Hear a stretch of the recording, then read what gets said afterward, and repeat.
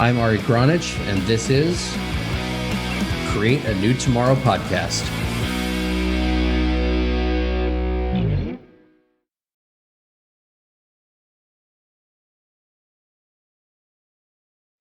Welcome back to Create a New Tomorrow. I'm your host, Ari Gronich, and today I have with me Sunil Godse. He is an intuitionologist, and I'm not going to tell you exactly what that is. I'm going to let him do it. But let's just say that by using his intuition, he has had the success of making over $20 million, taking companies from 500,000 to 3.5 million, doing all kinds of things on establishing relationships. And he's helped over 50,000 people change the way that they make decisions by helping them sharpen their intuition.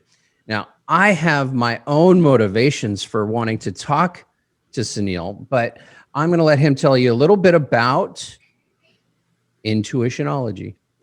Fantastic. Well, thanks for having me on. I'm really excited to educate your listeners a bit on how to sharpen their intuition, and to give you a bit of a background as to kind of how I started, down the road of figuring out, why intuition was so important.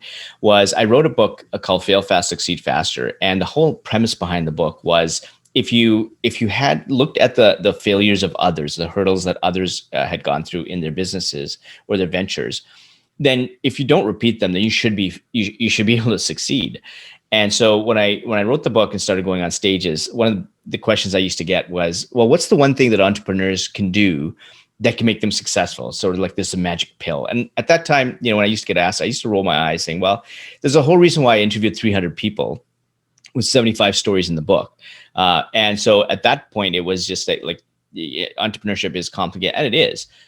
But the one thing that came down to being common when I went back to listen to some of the video, the taped interviews I had, was that 80 to 90% of them used some form of, I ignored my intuition, I didn't trust my gut, I knew I shouldn't have.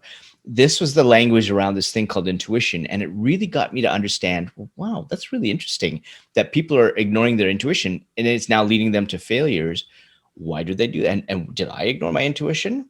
And so when I immediately thought about when I ignored my intuition, there were three things that came up right away. The first was a career that I got into. I got into engineering. Being South Asian, it's either doctor, lawyer, engineer, or door number 4 is failure for anybody South Asian, especially firstborn son or a son. So I ended up going to door number 3, and I became the engineer and just absolutely hated it. And I spent 3 years there. And two in the second year of that 3-year stint, I ended up becoming an investor with a Mexican restaurant. A Mexican restaurant it was Senior Frogs. We brought the chain up to Canada for the first time ever, and we bought the rights to the name. And I became an investor, and I was making 5 times more in dividends than I was full time as a civil engineer. And so in the third year, I just said, I'm leaving, right? Entrepreneurship is really, really speaking to me from an intuitive perspective. I lost my relationship with my dad, but that was a sacrifice I needed. That's why I kind of fell into these societal norms, so to speak. And then that went into wholesale clothing, retail clothing, pop-up events, entertainment company. And that's where the $20 million in ventures or as investor came in before I started consulting other people. The second time was, I remember there was a management consulting contract, a big one in Silicon Valley. And it was a big IT name. And I'm thinking, wow, this is what an opportunity. But the contract terms kept changing. And my intuition at that time was saying, you better back off. Like, something's fishy here. But the money was so good, and I was so emotionally invested in going, that I spent every single penny going down there, and the company didn't pay me. And I came back with 25 cents in my bank account back to Canada. And at that time, there was 2 years, I was about to be married. I'd met my wife 3 years earlier, and the money is just gone, and I have nothing. So perhaps the most devastating one was, I had a friend of mine who was being stalked, and she needed some advice, and I was doing some coaching at the time. And so she said, Sunil, can we meet right away I need you to give me some advice on what's going on. And so I had nothing that afternoon, yet my intuition saying, like, meet with her. This is urgent. Yet something like, I just ignored that. That's something. And I said, well, let's meet a couple of days later. And the very next day, that same stalker walked up to her at a bus shelter and shot and killed her. She ended up dying the very next day. So when I look at those times when I ignored this something, I kept thinking, like, why? Like, why did I do that? And then I started thinking, you know what? I mean, intuition's spoken to me before. I had this voice, I had this feeling, I got all these different things happening. Like, why do we ignore intuition? And that got me really taking a deep dive into understanding what intuition is. Is there science behind it? And sure enough, there were MRIs. When I looked at the academic literature and showing where we're born with intuition, there was studies saying that infants as young as 2 months old had intuitive capabilities. You had experiences. There were 4 types of intuition, and then we have these things called intuitive signals. And these signals are very unique to you and I. So we have 4 types of intuition, and we can dive into that if you want a little bit later. And they all come in splits. Yeah, I want to interrupt you for a second. I want to know what the difference between intuition and reading your environment is.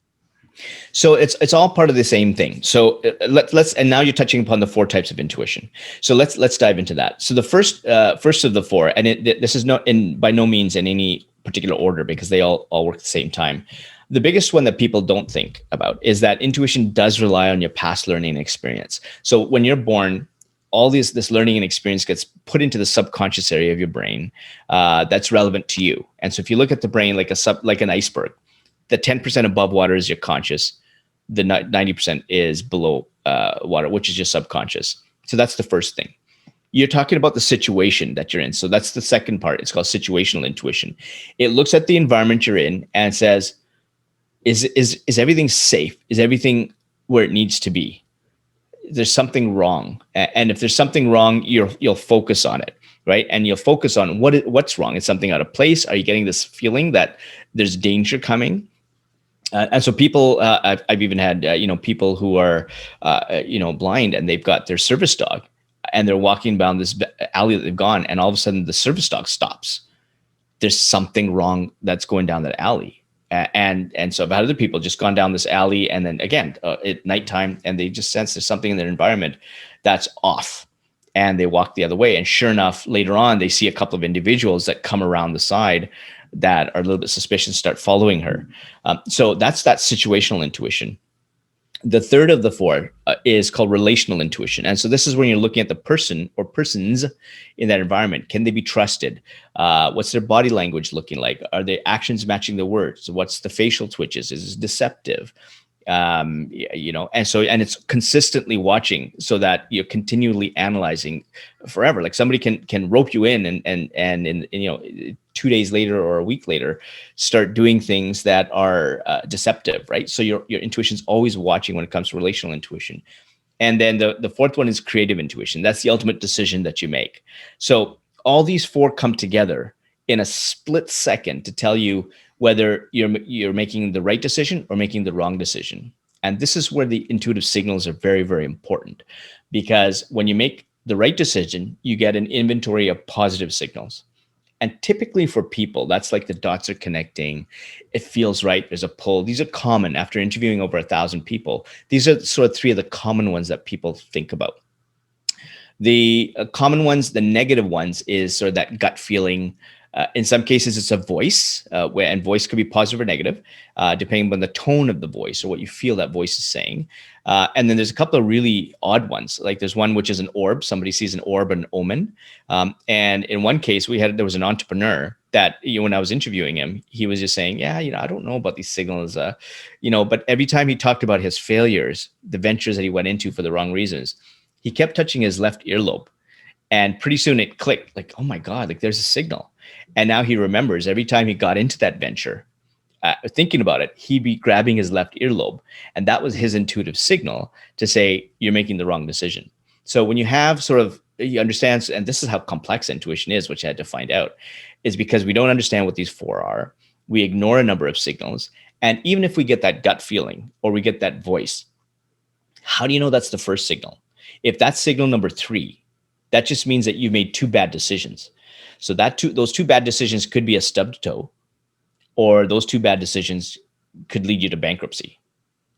Yeah, it seems like it's kind of like learning your lesson, right? So the Absolutely. harder it takes the louder you have to have somebody scream at you in order to learn your lesson, the harder that intuition or that lesson will knock on your door, so to speak. So if, Absolutely. like, I'll give you an example just from my childhood. I was 7 years old. My parents got into business with somebody, and my brother and I both said no. I was Wow. 7. I'm Yeah. not old enough to have a thought at this point. Because kids are meant to be seen and not heard, at least back in probably our day, Yeah. a little bit more. But so my brother and I actually said, this person, something is off. We didn't know what. Obviously, we didn't even know how to explain it, but something was off. And 2 years later, the guy ended up literally shutting the doors to the building that my parents had their offices in, stealing, I think, $250,000 worth of stuff. We had to sell the house my dad built. I mean, we basically were left with nothing.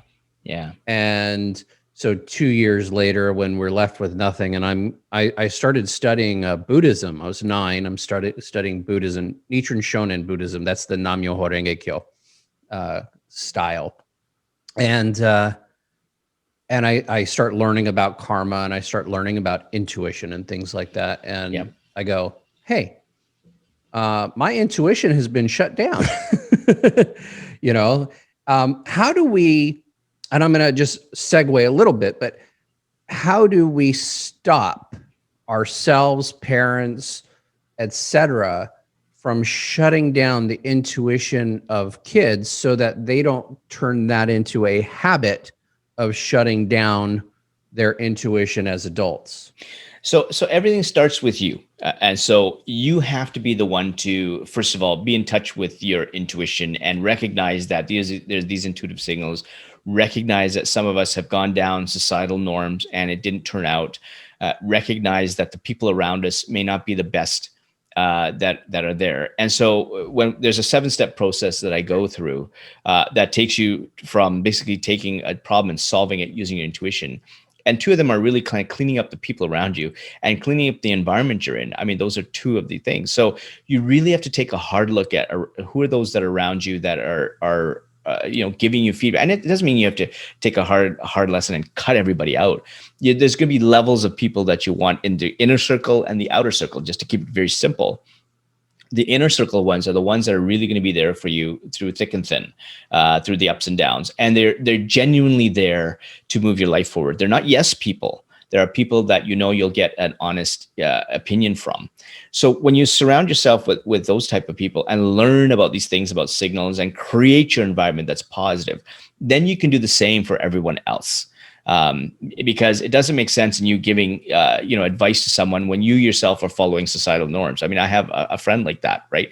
They know exactly about me and intuition and how I have that with my 2 kids. And I talk about it all the time at home and they roll their eyes. But these other people recognize it and they're really good friends of ours. And we talk about it, how important it is. Yet they're advising their kids of a societal norm. You have to go into medicine. You have to do this, right? And so that's the dichotomy, right? So on the one hand, they're talking about it from a conceptual perspective. On the other hand, from a practical perspective, they're doing something completely different. Now enter their kids who are in the environment because we're talking about this. And yes, some of the kids, they come over and we talk about intuition or something like that, or decisions you have to make. And they get my aspect of, if it feels right, chasing your dreams, what's your passion, that kind of language. Then they go home and they hear something totally, no, what is that nonsense? Yet we're talking about it. And so now you've left that child confused. So you really have to really understand it for yourself. And it's tough. It's really tough. You're going to get a lot of backlash, right? And I enter discussions with some people and I get backlash because of my opinions, but I really don't care, right? Because my intuition, my intuitive path is for me. And if you look at my 2 kids and the impact that they've had, and my wife kind of is sort of a traditionalist and all that stuff, and so we kind of go back and forth as well. But I'm pretty staunch, like, you don't have to do things because other people expect you to do it. You don't have to follow societal norms. And if you really want to go into, say, medicine, or if you really want to go into become an artist, or if you really want to do dentistry, whatever it is, you make sure you want to do it because you love it, you're passionate about it. And I want to hear the language that is telling me that, not just because you're saying it because XYZ did it, or somebody's driving a new car, and you're, Justin Reckla was talking about, I was just listening his podcast episode. He was talking about, and this was the one you just released, the full interview I was listening to. And he was talking about, we're so hung up on money and house and cars and extremities, external motivations, that we should be looking inside. And one of the things that I tell people is that the cost to you in making the wrong decision is actually double the cost. And here's why. The cost is, if you make a bad decision, it's not only the time, effort, and in some cases money lost on making that bad decision, but in that same instance, you can actually gain time, gain money, gain effort by making the right decision. And so it's actually 2 times the cost in terms of making a bad decision. And so when it comes to kids, with my 2 girls, so my 8-year-olds, in both cases, they've been able to move away from bullying incidents, that they've seen the behavior they don't like. And I was actually really surprised that my oldest one was pretty, like, her line was drawn in the sand. She was saying, I don't like that behavior whatsoever. And I was telling her, well, you should give that friend a second chance, just because she was pretty hard. And that shocked me. Like, wow. And she, like, this, I think she was 8 at the time. Mm-hmm. And so you should, just give her a second chance, because they were friends for a long time. And then sure enough, she's, and I said, the choice is up to you. And she agreed at one point. Her friend ended up coming over and giving lollipops and a big poster of when they spent time together. And I said, well, she took the time to do that. So she clearly cares. And sure enough, that behavior came back. And so she said, I'm done. And I said, excellent. You got your answer. So I should have had her trust her intuition. But my now she's 14. She's now running actually a nonprofit business by herself, where she actually paints, and you can see her paintings behind. Those are her art. And so she sells those to raise money for disabilities and illnesses. She's raised over 20 grand in about a year and a half. She has her own podcast series. She does all the back end stuff. She doesn't want my team to work on it. She wants to put the podcast together. She's getting the guests. She's sending the emails. And it's all intuitively based. Like, you just see the passion in it, right? You see the purpose. You see the engagement. And you can tell that this is really, like, she's loving that process. Yeah. That's what we have to teach our kids. That's what we have to teach ourselves. And that's where that consistency comes. And when you're acting like that, and when your kids act like that, you attract people like that, because you naturally repel others, or you keep them at a distance because you make that decision. They don't. So just because you mentioned Justin, Justin's daughter, Neva Lee Reckla, has the podcast Superpower Kids. Wow. And she teaches, she's an author, best-selling author. She's been on stage for Inc. magazine. She's been rated as one of the most influential kids in America on entrepreneurship. You might want to have your daughter check her show out and even possibly be on it. I know that they enjoy that. And Neva and my 7-year-old are like brother and sister. I mean, they've known each other pretty much since he was a few months old. And when they met, they were like, they couldn't stop having enough of each other. So wow, it was a beautiful thing. But Neva's amazing. And and write so that down. If your daughter's doing that, that would be awesome. And I highly recommend that. That being said, what's the difference if hindsight is 20/20? What is foresight?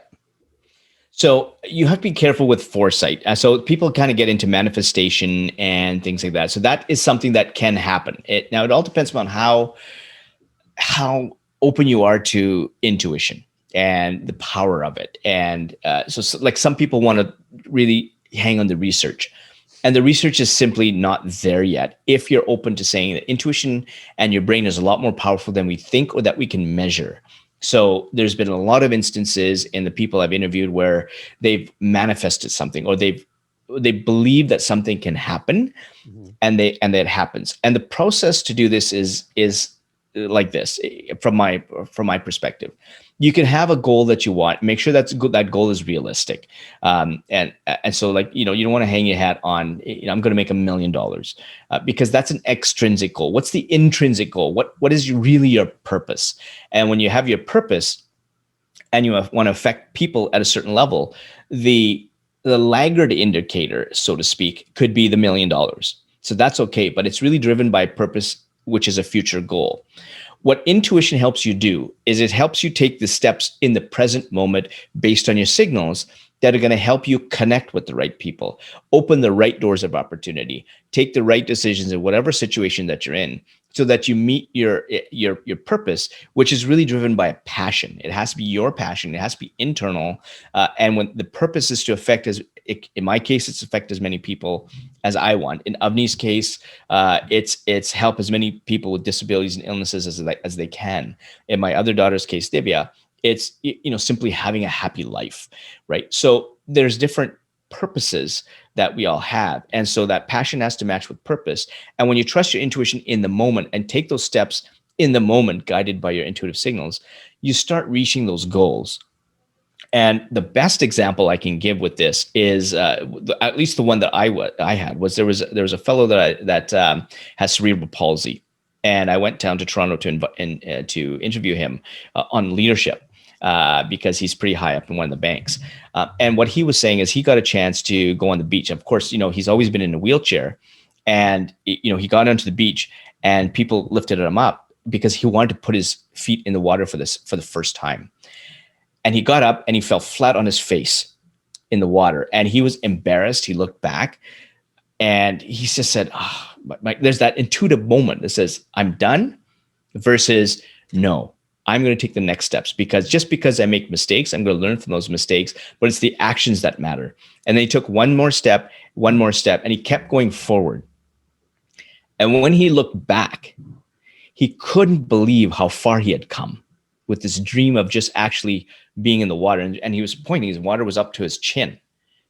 So he didn't look back. And so that's where the foresight came in, right? Because he actually took that step, and he took the next step, and he took the next step, and he reached where he needed to reach.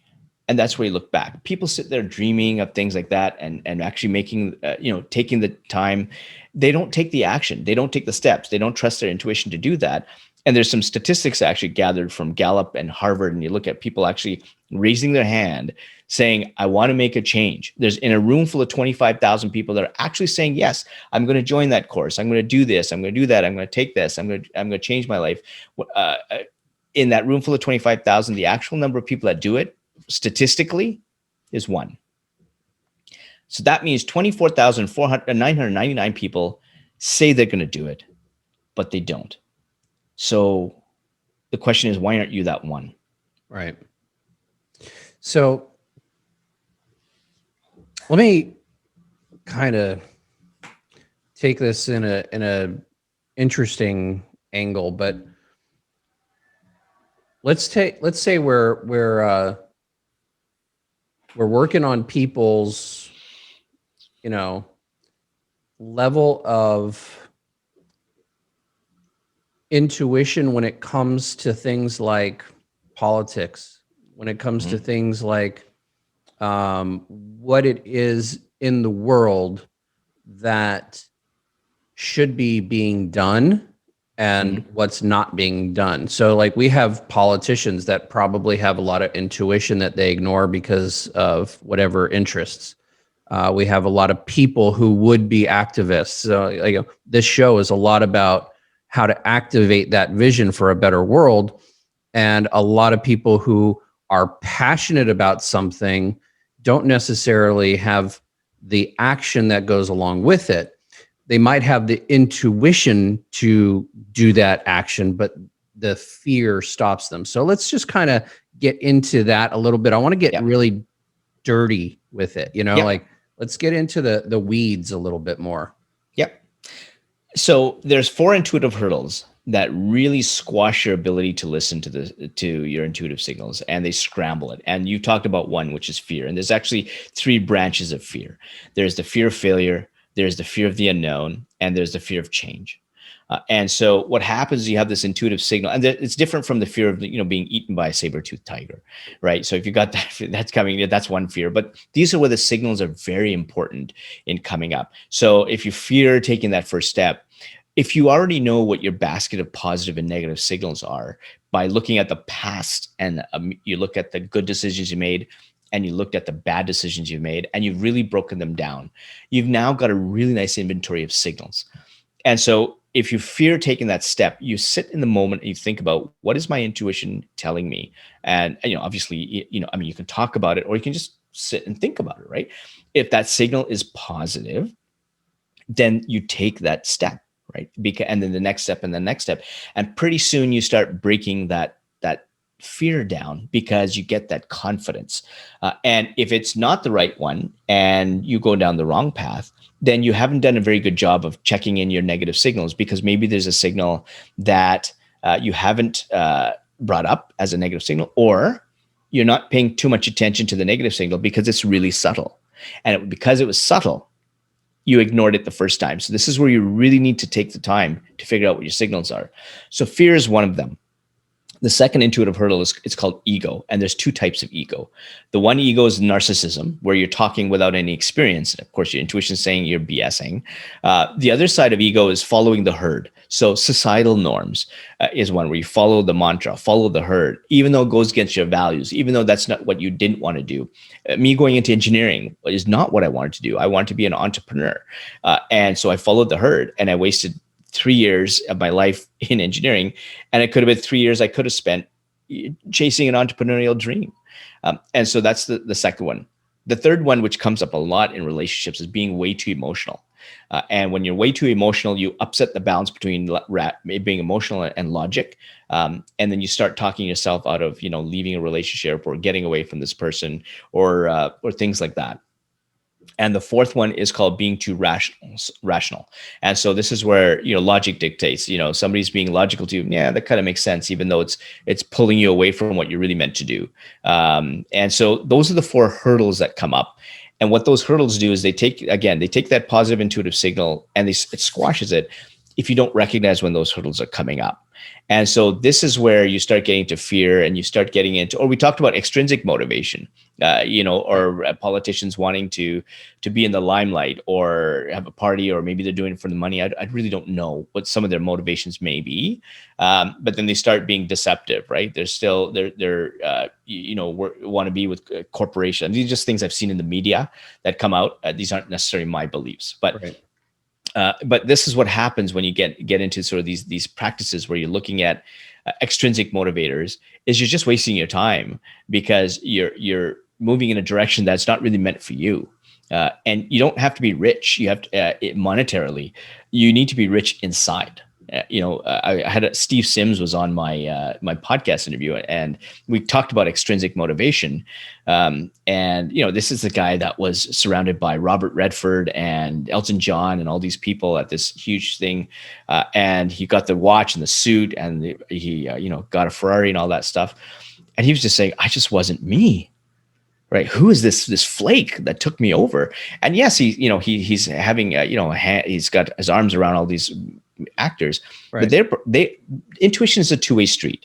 So as much as his intuition is saying something, the intuition of others is also looking to him, and they're probably saying, this guy's a flake, so we're not going to do business with him, and they're not going to tell him that.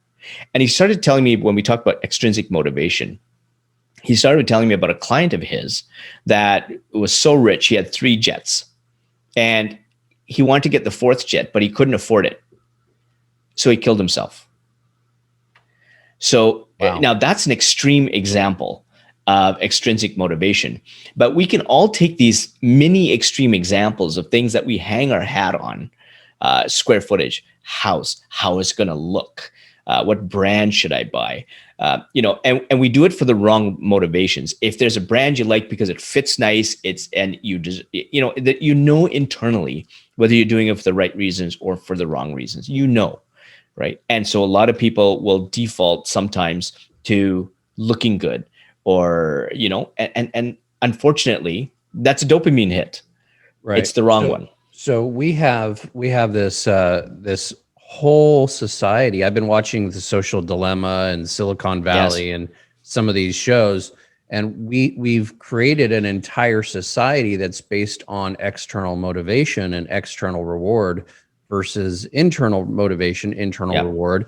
You see, the proliferation of the selfie Yep. is a perfect example of this. It's all about how am I looking, and filters. I mean, gosh, the filters. It's all about how am I looking to the outside world, even though inside I'm getting ready to go kill myself, or I'm Yeah. depressed, or I'm whatever. But I'm going to put out this look to the world that says that I'm something I'm not. And it's funny because my intuition, tells me a lot. I tend to pay attention more than I don't. Yep. Although, there's definitely that level of intuition that I could use a deeper recognition of. But I'll give you an example of intuition. I was in the hospital, dead, for 26 minutes before they brought me back. I'm Wow. 18 years old. And 3 days later, I wake up in the hospital bed. I sit up and I turned and I looked at, I don't remember who it was, either my brother or my mom or something. And I said, I think I need to be a healer. Wow. Now, if I had stopped there, my entire life would have completely shifted. And I probably, like my family, would have gone to a university, would have, my brother's a triple major, double minor in 4 years, master's in 1. I mean, my mom's a teacher. Education was important. Instead of going to a college, I went to a massage school. Mm-hmm. But I had to go from the idea in the hospital of, I think I need to be a healer, to I'm sending out letters. I'm doing an action based on my intuition. Mm. And then from there, the intuition led me to the next place. The intuition is like you get into that flow state versus getting like most people, which is pounding through walls, right? Yes. We're obstacle driven versus flow driven. And every time I've done anything against my intuition, which is often, I become, this obstacle buster versus somebody who's like laying down in the flow. Yeah. So just kind of talk about that a little bit, because, I would not have been who I am. I probably would not have been able to work with the kind of athletes and professionals and, people in my world that I've been blessed to have an opportunity to have an effect on. Yeah. But that was all because of that intuition and then the action that went next to it. Absolutely. And so even as you're describing it, like I can even just imagine you sitting up, and it's actually playing in my head, you turning your head. And to me, it's turning to the right. So I'm seeing you do this, and I can just imagine the look on the faces of people who just like, what? You want to be a healer? And that's when you start succumbing to people that don't really understand why, or don't want to take the time to figure out why, or to support you in that why, moving you forward. So that's where people normally could get stuck in that scene or in that situation. When you start trusting your intuition, being in that flow state, now you're seeing doors of opportunity open up. And so they're small, but there's these 3 or 4 doors that come in and you open them up. So for you going into massage, I can see a whole bunch of people looking at that story going, what is he doing? Right. And so many people are going to succumb to these external pressures and, these voices where they don't really understand the context around who you are. Because every story comes with some kind of a context. Right. And so this is where you just have to, again, that state of flow, where it's going, and it feels easy. Right. And you've just said it. So there's your positive signal. that state of flow. What happens is if you meet a door that's not the one that you want to get into, there's an uneasiness to it. And your language just already tells me you're pounding through. So just by the nature of your language, you're telling me the nature of that signal already. Right. And so you can feel that signal, right? I can feel it. You can give me whatever words, but in me, I'm feeling that flow. In me, I'm feeling that angst, or there's a pushing against me. And that's that initial thing that you have to look at. And you don't worry about everybody else. And recognize that things are going to change, right? I mean, you've gone from, almost, well, dying to being a massage therapist. And now, athletes and all these really wonderful people trusting you for advice for their performance. And now you're looking at some high level elite people coming to you, right? So look at the value of that based on the journey you took. So when we talk about looking back and looking forward, as we talked about earlier, all you did was look forward and you kept going down the path. Now, when you look back, of course, these people are going to trust you because you followed your intuition to do the right thing. And, everybody makes mistakes. I as much as I talk about intuition, I get emotional with my family. I get emotional with friends. I'll make some decisions. I'll test something out, even though I knew that I shouldn't have. And I did that with a venture that I said, this is not going to work, but let's test it, because I heard some things from some friends that it's a great venture. It ended up being the wrong partner, and it just wasn't. And I sunk a tiny bit of money in to test my intuition. And sure enough, I tested my intuition. So, even me talking about it, are going to go through ups and downs, but there's a lot more ups than the downs. And I don't have to be popular. I'm not looking to change the world, as a whole. I'm just looking to change one person at a time. And that's it. And to me, that's how I'm going to live my life. Right. Yeah. I'm not looking to make it in Forbes or Men's Journal or whatever it is. If those opportunities come because people are interested in hearing my story, that's the intuitive path. But I'm not looking there for egotistical reasons to say, look at who I am. Right. And if you get back to social media, right, with these people, somebody posted this 2 days ago where they spent money on an influencer that had 8 million followers. 8 million followers. The number of sales that this person had after spending, I don't know, $50,000 was something like 26, right? And I've heard that consistent. Somebody had, 10 million followers. They wanted to sell shirts, 6 sales. And it's because when you have that social media, when you're looking at eye candy, okay, maybe some of us are going to stop at that eye candy and go, wow, that's great. But you don't have a deep enough a relationship with someone that's deep enough to say you're consistent in your messaging. Like even if you stop on something, you see these charlatans on social media. I'm going to make $1 million. You can make $1 million or $1,000 or whatever, or get 20,000 followers, whatever it is. You get this messaging. It may pause you saying, I want that. And then when you dig a bit deeper, you find that there's some inconsistencies in either what they're saying or who their clients are or the testimonials, because I do this research, or, maybe something's not right. Something's not lining up. And if there's something that's inconsistent, now you've lost that deepening relationship. Like you really have to be consistent in that relationship to deepen it to a two-way trusted intuitive relationship that my intuition is saying you can be trusted. Your intuition is saying I can be trusted. When that's two-way, now I'm ready to spend my money on you or spend my time with you or spend my effort with you because I trust you. And that trust has to be consistent. If your values change over time, my intuition is going to pick up on that. So you can be in the perfect relationships to start, business or personal, but don't forget, we're two different people. I may be more in tune with your intuition. You may not be. And if you start screwing up somewhere down the road, don't forget my intuition, my relational intuition and situational intuition is constantly watching. Right. And so once there's a dichotomy, my negative signals are going to send warning signs to say, listen, maybe we should back off. Yeah. So this song, as you're talking, comes to my head. Yeah. I'm gonna sing it, even though I can't do it justice. Jaded. Yes. Aerosmith. Jaded. Yep. Right. So okay, we have intuition. We get jaded. We get once. Intuition still jaded twice. Yep. Intuition still jaded 3 times. All of a sudden, how do you trust your intuition anymore if you're constantly becoming jaded? So I'll give you an example. Yeah. I think that I am jaded when it comes to pretty much any digital marketer at this point in time.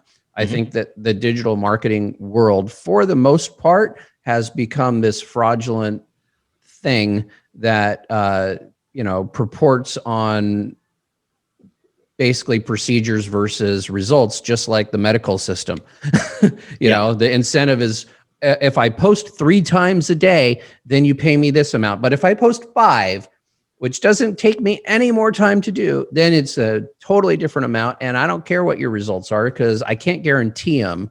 Because, so I'm fully jaded when it comes to that world at this point. Yeah. So I'll give you, and this is right up my alley, because this is something I've been looking at, because that's part of the business model that I have. There's a digital marketing element to it. So when and this has taken a number of years because of the jadedness and the number of charlatans that are out there, and people that I've trusted, that some of them have, I've taken my money because they were trusting at some point, but then you find out later that, this is not so valuable, because I can get that free information anywhere else. Right. Some of the things that I've looked at is when they come up and they say, I can do, Facebook. I'm a digital marketing expert.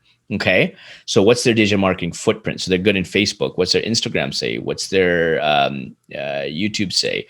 And I'll take a look at the numbers and some of the clients' numbers, who they say. And in some cases, when they have testimonials, I've actually looked at the people where the testimonials are coming from, if I can. And some of them I don't see that success. I don't see this. And in one case, I had a podcast guest where he had some really excellent numbers on YouTube. And when the cameras were off, I asked him about his, was she really someone who, and why, right? If he spent money on someone for YouTube advice, why did you do that? And I'm looking and listening to what he was saying. So is it marketing speak, or is he really telling me the truth? Because in the end, it's my money and it's my time. Another one I've seen, again, I just had a really good example. Shoot, I wish I had, anyways, it may come to me, but it's the inconsistency in what they're saying versus what they're doing, or it's one niche that they've really been good at. It's not my niche. Or they've been good in one area. They've had one hit. What's one home run? Doesn't make them a great baseball player. And so I'm looking for those kind of consistencies and inconsistencies, because ultimately, I want to put my money where I want, where I'm going to get the best bang for my buck. But that sounds a lot like assessing a situation and assessing the environment versus utilizing intuition, right? So intuition to me is that inner voice, while what you're talking about is looking at the external evidence.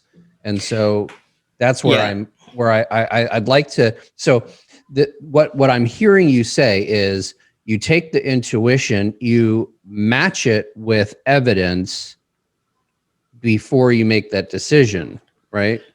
And yes, so I'm not sure if that's what you're saying. That's just what I'm hearing. Yeah. So I'll always get the first instance of whether I trust this person or not.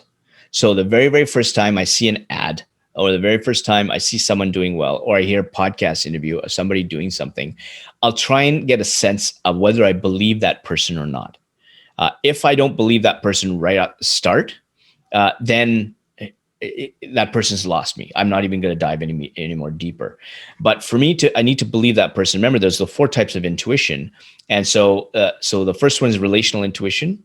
Is going to be me trusting that person right away. And the second one is situational. Is if I find they're in a fancy beach, in a car, those kind of things that are tried and true. Are they using mantras that everybody said you should do that? Like some people waving hi to get your attention. And, there's some real stupid things that are out there that are just, they're not deepening my relationship. So if they've got me enough that I see this person's genuine and I'm going to get a deep enough relationship with, and I trust them, I'll take the next step and say, okay, let's see what experiential intuition has to do with this before I move on. And it's very quick. For me, it's really, if somebody comes up, I hear someone on the podcast, I will note their name down. I will quickly stop the podcast and I'll take a look. Within 1 minute, I'll know whether I want to dive deeper into what this person is saying or not. Right. So 60 seconds is what I give myself. And the research actually shows it takes 7 seconds to trust someone. 7 seconds. And other research was showing, this is older research, that your intuition acts actually at that time 7 to 10 seconds before you actually make a decision or take an action. Neurology research that's coming up, neuroscience research that's coming up, it hasn't been published yet, that's as up to 23 seconds before you actually make a decision. So for me, I'm giving myself a bit of time to really confirm my intuitive, should I dive deeper or not? And for me, it's 60 seconds versus I think rather than, a couple of days or 4 days. And if I don't get that within that 60 seconds, it's gone.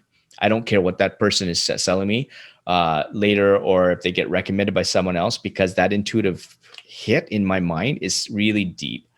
And so that's why I really don't listen to a lot of them. I mean, there's so many pitches out there. Mm-hmm. So I'm going to go into the animal kingdom for a second, because you mentioned the neurology. Yep. We all know that a dog can kind of predict an earthquake a couple days in advance. Yep. And we all know that we're animals, even though we try to pretend that we're not, right? Yep. So is that a function of intuition, or is that a function of sensory? If it's a function of sensory, how does somebody increase their sensory perception in order to increase their intuition? And if that is possible at all. And then I want to talk a little bit. I know that you and I talked in our pre-interview about the Native Americans. So I want to talk about the neurology, and I want to get into the fMRIs. What parts of the brain kind of light up when you're being intuitive? Is it a different part of the brain when the intuition is positive or negative?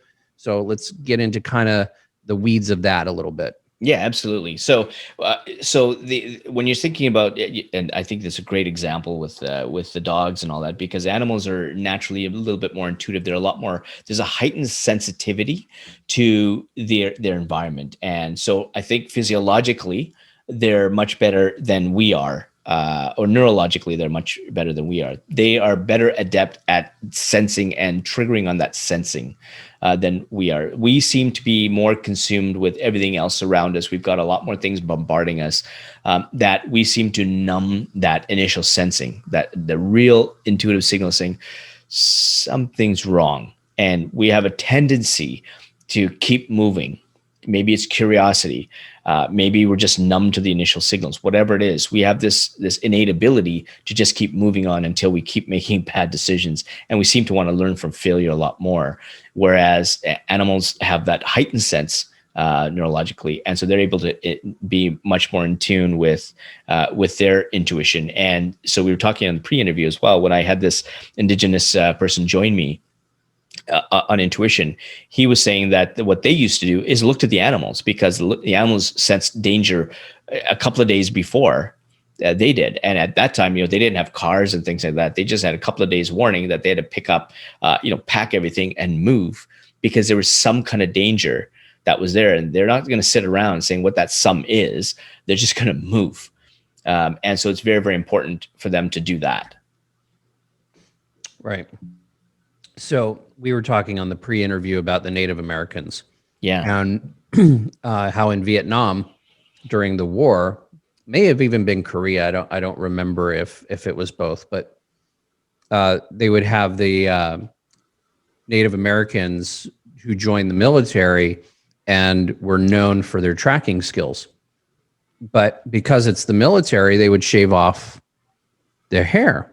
Yeah. And when they would go into the jungle, they wouldn't be able to do the tracking like they had been before. So as we're tracking the enemy and we're trying to be the scouts, so to speak, not to put a defamatory, title on anything, but Indian scouts would go out for the military and try to find the enemy and so on. And they couldn't do it. But what they found when they studied that is that the only difference between them being able to track well and not track well was the length of their hair. And if they allowed them to grow back their hair, all of a sudden they were able to track again. So the hair follicles attached to the nervous system. We have these muscles called the erector pili, which otherwise are known as goosebumps.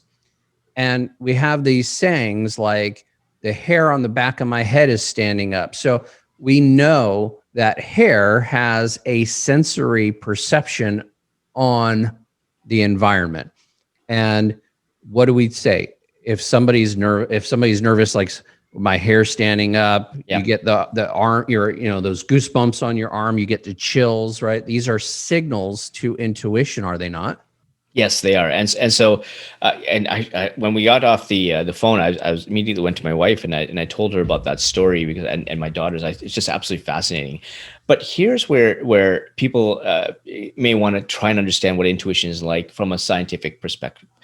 We all know that everything consists of energy. Yeah, right. And so we've got atoms and protons and neurons moving around, and they develop some kind of energy. And Kerwin Rae explained intuition back in 2007 using sort of energetic type of things. And we all know that even any material, there's its mass and energy.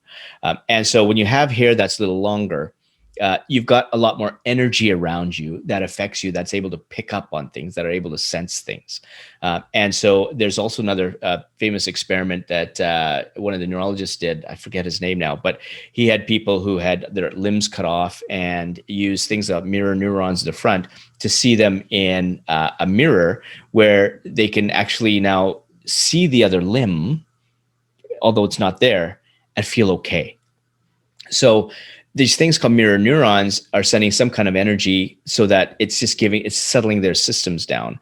And so another question I used to ask to some of my podcast guests is, were you ever connected to someone where you knew something had gone wrong? And so Nick Bradley was on saying, yeah, he knew his dog got shot and he was nowhere close.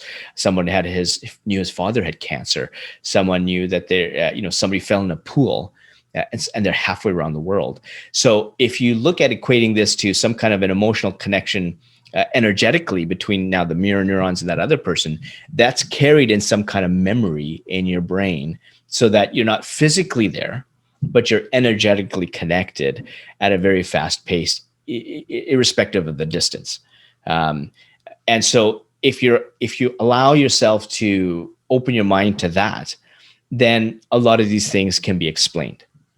So how can we energetically then connect to the collective unconscious and the collective consciousness? And I know this is a thing like with twins, they always know what's going on with their other half, those kinds of things. But we also know that some kid woke up one day and remembered that he was in the 1940s war, and he knew exactly who he fought in the war with. Yep. And they were still alive. And then he met them like this. I remember reading this story. It was really fascinating. This kid, has basically past life is like Many Lives, Many Masters. Great book, by the way. You have this past life. He's actually telling the soldiers who are now in their 80s, and he's a young kid, about their experiences that he had with them during the war. Wow. And so that energetic connection, we call it that this is their old life that they're energetically connected to. One of my favorite movies is a movie called Dead Again. It's got Robin Williams, Kenneth Branagh, and it's about people who die in a previous life and find each other in their next life, but they meet somebody else who was alive in both lives. Yep. So it's a theme, I guess, that I'm always intrigued by. But that collective conscious, collective unconscious, that energetic pull that we have. The question is, why can't we seem to get that intuition more developed, I guess, after these many thousands of years, being that we're so connected by wires these days, right? Mm-hmm. And wireless. Mm-hmm. And then where is it that in the neurons, where is it in the brain, in those connections that we light up? with intuition? I mean, Yeah, absolutely. So from a neurological perspective, the big thing is the amygdala, and just above the amygdala on the both sides of the brain. And I can always share with you an MRI that I have if you want to use it for your purposes, but where they've mapped intuition. But the big one comes up into the amygdala. So when the neurons come up, the amygdala is the first thing. That's where you kind of feel it's the first fight or flight. Everything happens from there. And then it branches off from there. So that's one of the main areas where intuition really lights up, and a couple of things on the frontal. That's really the reptilian side. Exactly. The reptilian side. That's the first sort of point of contact, if you will. And you're right with the with this where things are passed down. I actually did interview a Buddhist monk, and Bhante Saranapala had believed that intuition gets passed down from generation to generation because it's energy. And I think the reason why we don't is you've kind of said it. We're in this wired world. We've got societal norms. We're always trying to keep up with the Joneses, and we just haven't spent that time with ourselves. And a lot of intuitive moments have come from those just, going to India or being with themselves. And going to India is more symbolic of just really getting in touch with themselves. I mean, Steve Jobs did it. I interviewed this Johannes Lindstedt, who was a major jazz player, won tons of awards. Intuition just drives his music, and he's got millions of downloads. And everything changed after he went to India, right? Yeah. And this is the Beatles too. The Beatles story. The Beatles, absolutely. And so that India is symbolic of you just spending that time with yourself. And if you look at even the research in epigenetics, where you're looking at things that are passed down from one generation to another, there's a very famous study where they took mice, and what they did is when this mice came to this type of flower, a cherry blossom flower that had some kind of almond smell, it was very, very particular, they would shock the feet of these mice to the point where they didn't need to shock the feet anymore, that they just came up to that flower and they just jolted. And it turns out that the next generation, they didn't have to do anything. Every time that the babies went to this same flower, they jolted, right? So there's that line of epigenetics saying, okay, we have some things in our genes that we've been conditioned to in this lifetime that we're going to pass on to the next generation. We just don't know what that is or what that map is. I'm sure everybody would love to do that, because then we kind of act like robots and say, I'm doing this for my son or daughter. But there's some evidence there that you can correlate to say that, yes, intuition does get passed down. But it all depends upon how you're going to be affected. Like, I can pass down my intuitive abilities to my kids, but it depends on what their influences are. They're in school 8 hours. Well, now they're at home. They've got other friends. They've got other influences. How do they, as an individual, react to all those other influences? Even though I've given them this gift of intuition, however minor or major, they've taken it. Mm-hmm. And it's really up to them as an individual as to how they manage that, how much they fail and figure out they got to come back to intuition. I mean, I'm lucky that I'm able to talk about this to my two daughters, but how rare is that, right? I mean, nobody talked to me about intuition. I had an intuitive hit at 5 years old. When I was 5, my dad had video games that were too expensive. And this voice told me, that's not what you want to go here. And you need to go door to door to raise money. And that's what I did. I took my little brother in tow. I went door to door. I raised $200. $100 went to my dad. $100 went to charity. I couldn't sit down for probably about 15 or 20 minutes after that, because my dad didn't believe in bothering people. But I so distinctly remember that voice, loud and clear. I remember what I'm looking at, where I was, where my house was. It is so vivid. And at 5 years old, right? You at 7, right? Yeah. I look at that and I go, what is the cost? And this is directed towards the audience. And by the way, all of these shows that we do are for you listening, so that you really can get these techniques and tips and tricks so that you can spend your life living the passionate life that you want and activating your vision. So I just wanted to repeat that, for anybody to like, subscribe, rate, review, but mostly to comment on these shows, so that we can actually have a dialogue and conversation about what we're talking about. So back to that. So what it sounds like to me when you're saying that is that intuition, beyond just the training, beyond the genetics, can be learned.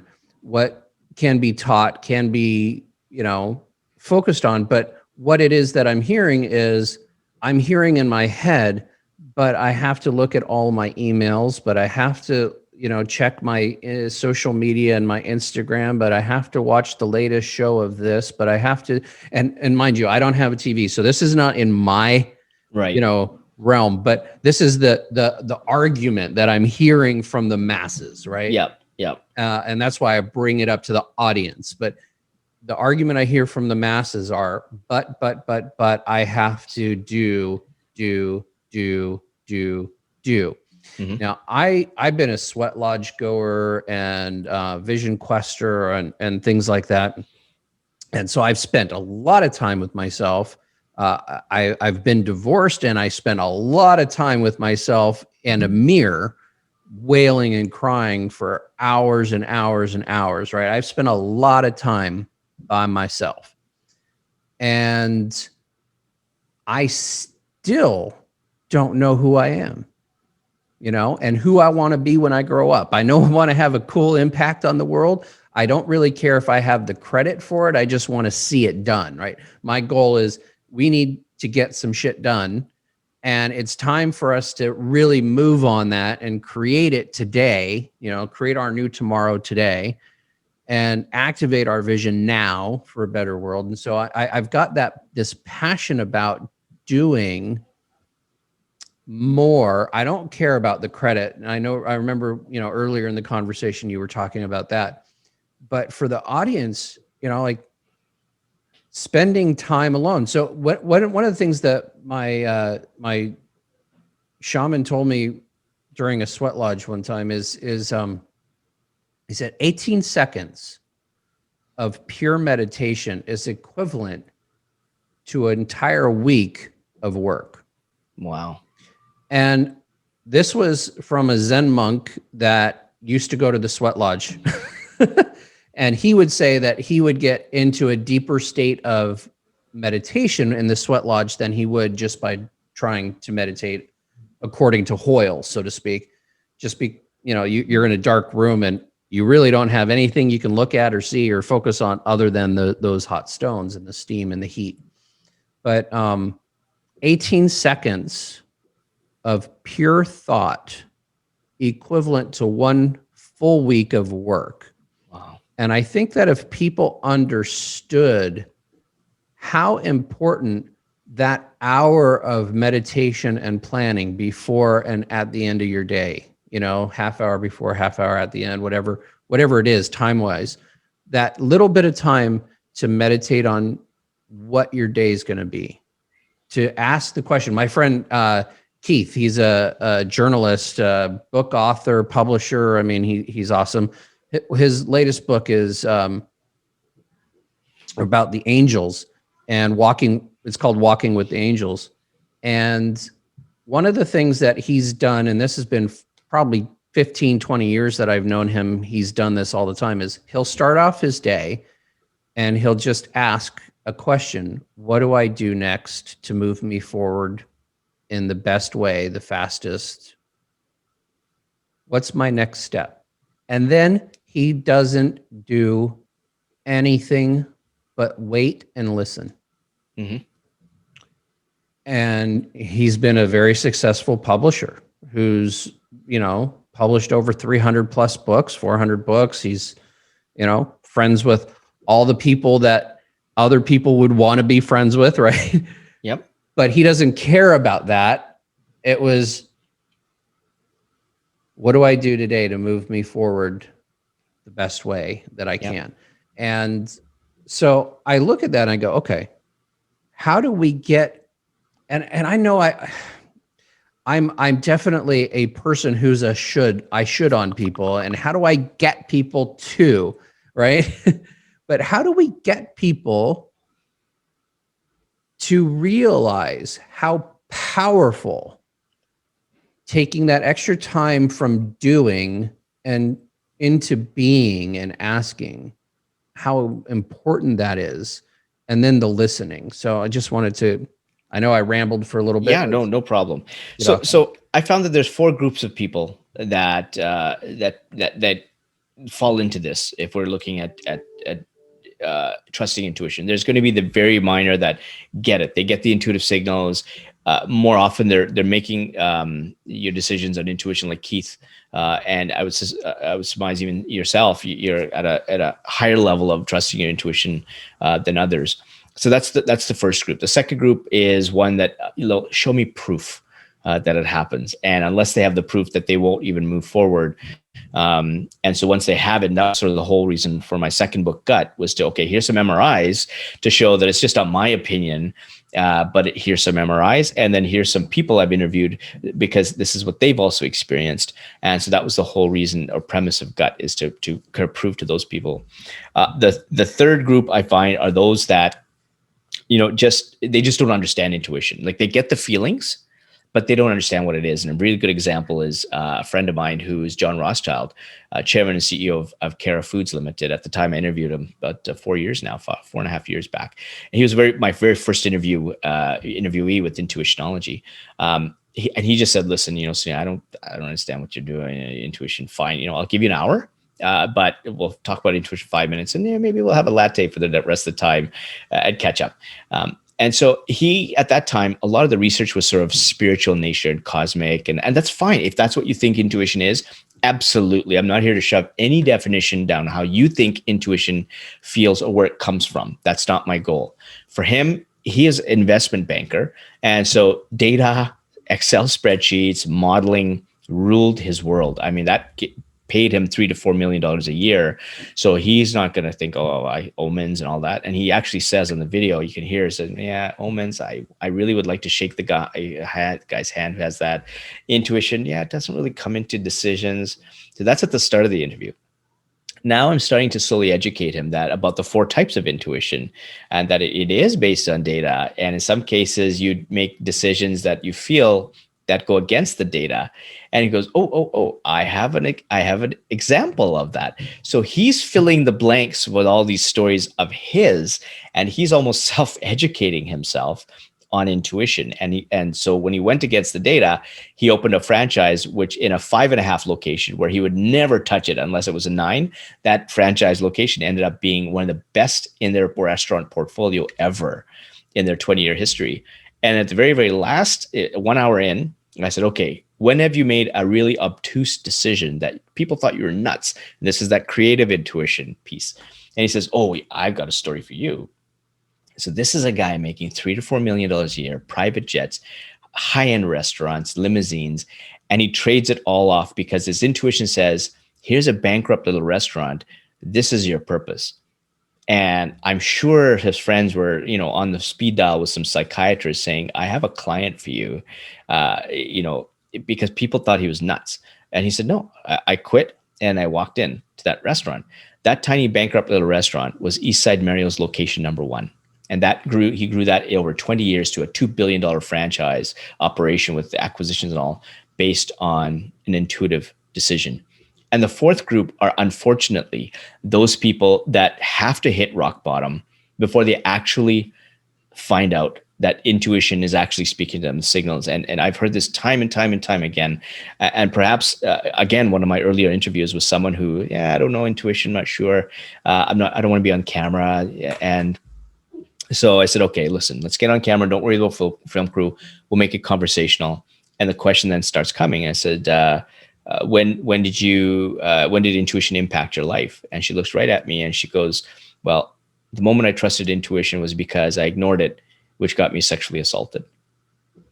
That was the very first statement. And the next 45 minutes, we all go down the different 4 types of intuition, where were all the signals, where was a situational intuition, where was a relational intuition. And of course, we didn't say it in those formal terms, but all the evidence was there. And the time and time again, once the evidence was presented, I shouldn't have, kept coming. And she just kept walking and walking and walking because she felt she needed to be a good friend. Other people were saying she should be there. All these external things, and she wasn't listening to it. And she was telling me, I knew all these different details. She knew she should have moved away. And this was a bodybuilder, right? She was competing, yet this guy was still able to overpower her and assault her. So, those are the 4 groups. Yeah, I've unfortunately and fortunately, because of my background, having been sexually assaulted, and from age 3 into my teens, wow. Multiple people, multiple ways, multiple times. One of my focuses was working with PTSD and emotional release and trauma work, and I've had the blessing of working with a lot of women and a couple men, not very many men, but a lot of women on that issue, and it's funny because this is a very controversial way of doing the work. I kind of combine Tantra and deep emotional release and breath work with psychedelics. So mushroom or something of the sort, just to get the brain out of the way. But, the issues are in the tissues, and somatic trauma needs somatic therapy, right? Mm-hmm. But what I've found is that in every case, there was some kind of intuition that they looked back on, if they were old enough to have a memory of that kind of thing. There was an intuition that they ignored, like you were saying. Yeah, there was an intuition that was ignored that said, this is not right. But somehow they ignored that intuition and the event happened. Almost every single person that I've worked on that way. So the question then becomes, and I could talk to you for another 10 hours. So I'm just saying, but what are the ways that somebody can improve their intuition, follow their intuition? I know for me, and I'll just kind of go back to a quick story. When I was in school for being a therapist and healer and all that, I used to have like a twitch. It would go like this. My eye, the muscle under my eye would twitch. Okay. And so I couldn't get the muscle to stop twitching, and it was annoying. So I thought about it, and all of a sudden I said, okay, somebody's trying to get my attention. Something is trying to get my attention. It's a signal. Yep. And so I imagined that a fish hook was on my eye muscle, basically twitching it, going, hello, I'm trying to get your attention, right? Or I had tinnitus. And so my ear would start like this high-pitched bell tone. And all of a sudden I thought, okay, maybe somebody's trying to tell me something and I'll have to translate it later. But if I stop when I hear that noise in my ear and I just close my eyes and listen, I figure I'll translate it later. But all of a sudden it maybe lasts a minute or half a minute or something, and then it goes away and it's gone. But I consider those things to be intuition or some outside force trying to get my attention and inform me of something that I need to stop. So that's one of my ways. Let's get into some tips, tricks, techniques that people can actually do in order to build their intuition today. Absolutely. Okay. So this is a perfect segue into the 7-day challenge, and you can always take that. It's free off my website. So in the 7-day challenge, this is what happens. And so give the website. Yep. It's intuitionology.com. You'll see, if you get the free ebook, it'll drive you to the 7-day challenge, just because what the whole point is, it's great that you have the ebook that talks about intuition. I want to actually get you to solve a problem even before anything else happens with you and me. And that's the template you take for any decision. If you get the ebook, take the 7-day challenge, and you just use that template. It's a downloadable PDF. you're done. And then you've got that process. And I actually have 2 case studies of people who go through every single day with the decisions that they've done. John Harris goes through it, and he was actually selling his house. He took the 7 days to look at, okay, I'm going to sell my house. I'm starting the 7-day challenge. And he went from a minus $20,000. He was actually going to say yes to a loss of $20,000. By the 7th day, he said yes to a $50,000 over asking. So he actually made a $70,000 decision in those 7 days. The other person is Ashley Michelle. She was actually victim to a homicide. She walked into her boyfriend's apartment. He had killed someone, locked the doors behind him, put a knife to her back, said, "You're next." Her intuition told her to remain calm. She was assaulted. She was choked. She was asked to clean up the blood. She saw the body in the bathtub. Horrific stuff happened to her. Her intuition kept her alive. She got the moment to run out and go down 18 flights of stairs and call 911. She was dealing with a lot of PTSD, depression, and anxiety. So she started the 7-day challenge to say, okay, how do I start reducing this? It's not going to cure it. Let me reduce it using intuition. So basically the steps are here. You start with an issue or a problem that you have, and you identify it. And what you do is you look back on what didn't work. And when you look at those decisions that you went back to look at that didn't work, it's what did you feel in that moment? Now what you're doing is you're getting those inventory of negative signals because it didn't work, right? And so you want to keep thinking about that as much as you can. If you get let's say a voice, was there a signal before that? Was there a decision that you made before that led you to that decision? And you want to keep going as back as you can for as long as you need to do that. The next thing you do is you put yourself into what I call an intuitive medium. So a sweat lodge is good. Meditation is good. I often think in the shower or just before going to bed, what is the activity you're doing or the environment you can put yourself in that you can sit and think clearly about what solution is to the decision. And when you have that, then what you're going to do is now you're going to be open to your positive intuitive signals and the negative ones, and start thinking about what are some things that you need to do to move forward. And so now you start developing your positive signals because you're not hampered by the negative ones. And there could be some negative ones that come up in the environment as well. So you need to add to that, to your inventory. Right. Next, you want to take a look at your environment. We talked about this earlier. What do you need to change in your environment? Do you need to move? Do you need to move away from technology? Do you have to do less TV? What is it about your environment? And this is something that you need to understand for that problem. What do you need to change that's going to help you solve that problem? The next step is the people around you for that problem. So of the people in your circle, how many are going to help you for that problem directly that you can intuitively trust is going to support you through that problem and give you the right information that you trust? Now, it doesn't necessarily have to be your best friend if that best friend who you trust anyways is not related to that problem. It's just the group of people that you can put yourself in that you really trust. And I go through 4 different groups in that 7-day challenge of where you can put people in. Then you plan, okay, what are the next steps? So now that I've got positive, negative signals, what are my positive signals that are telling me, okay, do I take that? If I take the step, what are my signals? It's a positive signal. I'm going to write that step down, and I'm going to keep doing that until I get enough steps that I can. And then the last is take action. And that's when you actually take, okay, of those 7 or 10 steps, which are the easiest to do because it's the first one, not easiest, not in terms of effort, easy in that this is the first one I know is the first one I need to do because there's a sort of a chain that happens. The priority, right. And then in that 7-day challenge, what I do is at the start, day 1, you actually measure your intuition based on there's a strength that you get based on some questions. So it's an intuitive quiz you take.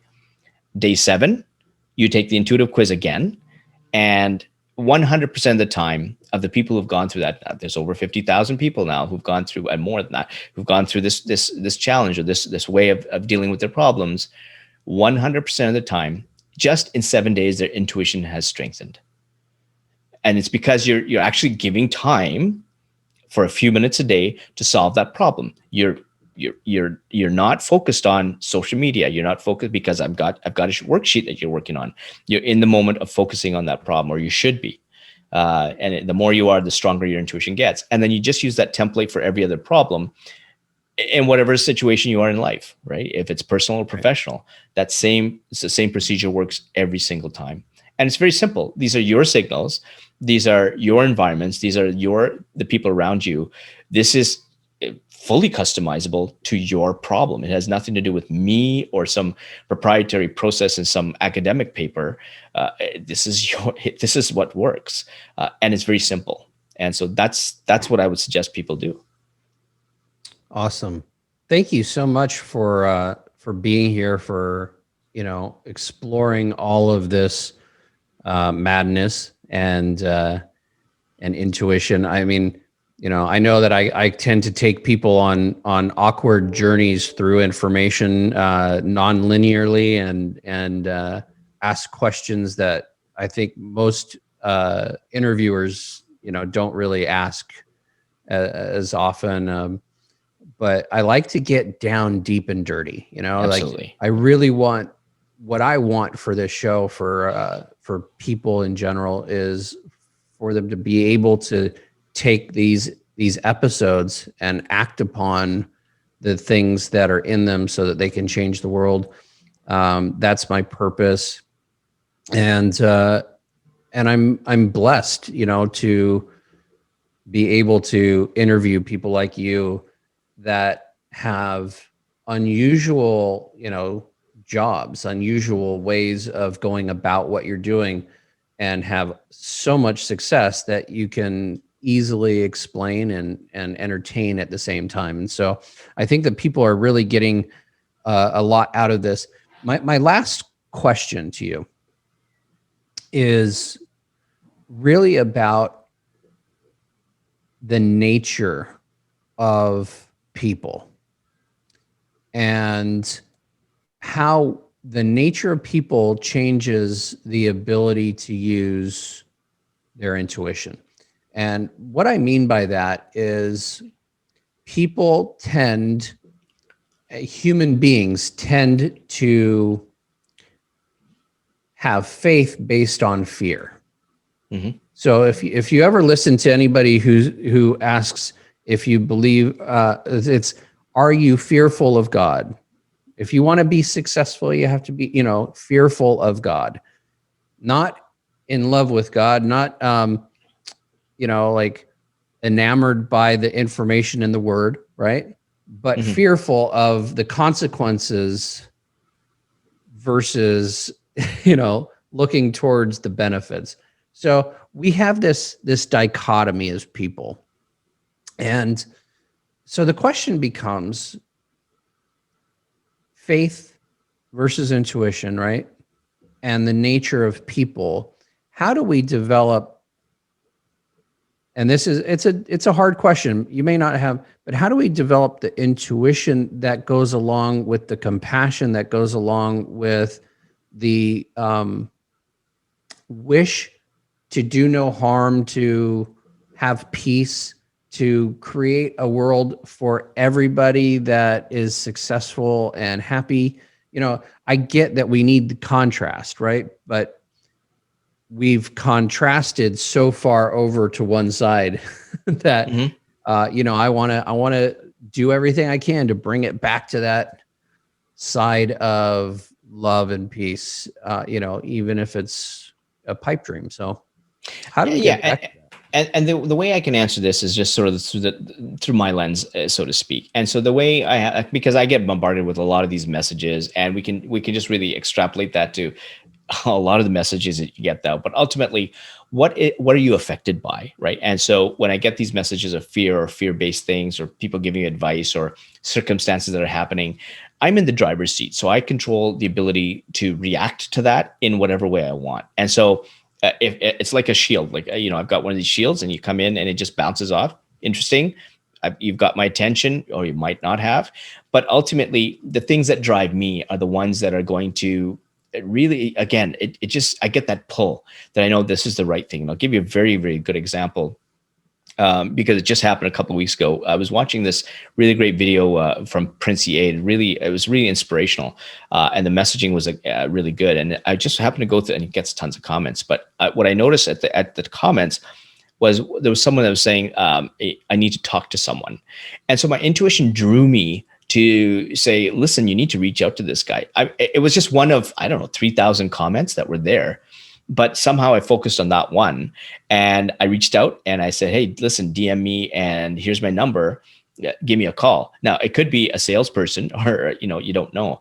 But here was a guy that was 4 months behind in his payments, child support payments. He's tried every single job he can, and he was at wit's end, and he was about to really let his life go. He really was at that stage, and it was just the depths of despair. And so within half an hour, we had this talk about, okay, what are you passionate about? This is a 20-year veteran of welding, worked at gas stations, retail outlets. And it turns out very quickly that he has a passion for fishing. He somehow wants to dabble in digital marketing, and he wants to be something for his daughter. And he's got a phone, and like, oh, bingo. Well, there's some dots that connect.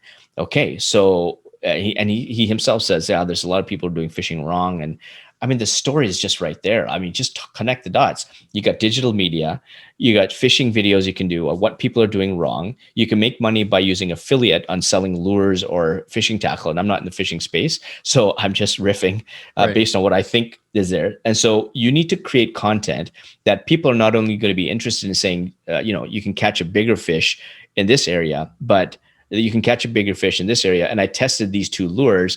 You need the orange one. And by the way, it's $19.99. And then you become an affiliate member, right? Or you do a membership on if you have that confidence, but it has to be believable. And I told them intuition is a two-way street. If you're BSing, people may see it's really good, or you're not giving enough information where you're actually selling something genuinely, and because you believe it, then you're going to get people saying, yeah, it's a great tip. See you later. Right. So within 30 minutes, we had mapped out a plan, and the excitement in this guy's voice was amazing. And I told him, I'm going to be checking up on you in about a month or two to make sure that you actually follow through on what we just discussed. Right. So here was something, and the story doesn't necessarily have to be that cathartic. The issue is something pulled me there. Something out of that moment of time that I gave me to focus there. There's other videos that say, yeah, well, that's a great message. I don't believe you. I'm gone. And it's that ability to really be in the moment, allow things through this filter, intuitive filter, so to speak, that's actually going to help you move your life forward. That's actually going to take those steps that need to be taken forward, and believing that the information you get, the people you trust, the situations you put yourself in, move you that way forward. And it happens in a split second. So that's why it's so important to know what those intuitive signals are that move you that way. Remember that for me, it was that pulling. Whatever happened after that pulling was meant to happen because I trusted my intuition to do that. And thankfully, this affected this man. But these are laggard indicators that we look at: the money, the happiness, the changing of people. In your case, athletes, affecting people. Those are laggard indicators that happen when we use leading indicators, like actually just taking action, taking the steps. So we should never focus on the laggard indicators. We focus on taking the steps.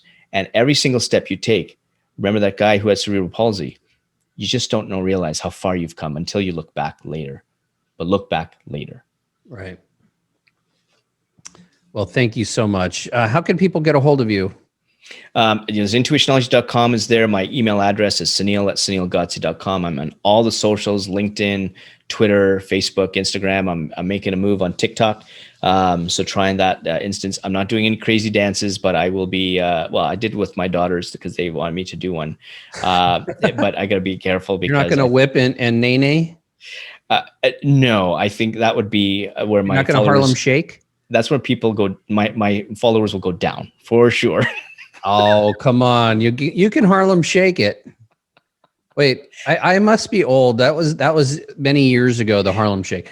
What's the newest one? Flash mob? No, we're not doing flash mobs anymore. I did try my thing at breakdancing way back when. So, I had the cardboard and the helmet, and I had a buddy of mine, and you had the cardboard and helmet? Did you have the parachute pants? I had the parachute pants. I couldn't at that time, couldn't afford it, but as much as I think we just wanted to in the basement first. If we could do the worm, we did, and luckily I had my helmet because that worm got me into a wall, and myself to the stomach.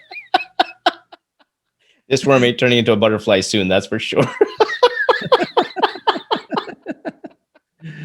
stop. Hammer time. But yeah, so any of the socials, email me, DM me. I'm happy to answer any questions. And yeah, take the 7-day challenge. I mean, it's free, and find out how intuition can solve your problem. And now you got a template for life. So have a go at her. Absolutely.